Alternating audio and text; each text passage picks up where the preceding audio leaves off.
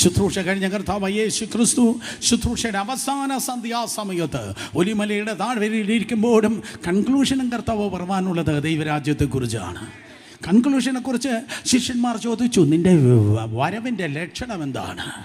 നിൻ്റെ വരവിൻ്റെ ലക്ഷണം എന്താണ്? അയ്യോ, ഭൂകമ്പത്താൽ എല്ലാം പൊളിയും, കൊറോണ വന്ന് എല്ലാം കൊണ്ടുപോകും, എതിർ ക്രിസ്തു വന്ന് എല്ലാവനെയും തുലയ്ക്കും എന്നല്ല യേശു കർത്താവ് പറഞ്ഞത്.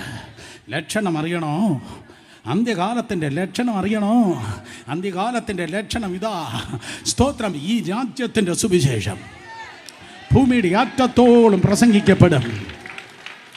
ഈ രാജ്യത്തിൻ്റെ സുവിശേഷം ഭൂമിയുടെ അറ്റത്തോളം പ്രസംഗിക്കപ്പെടും.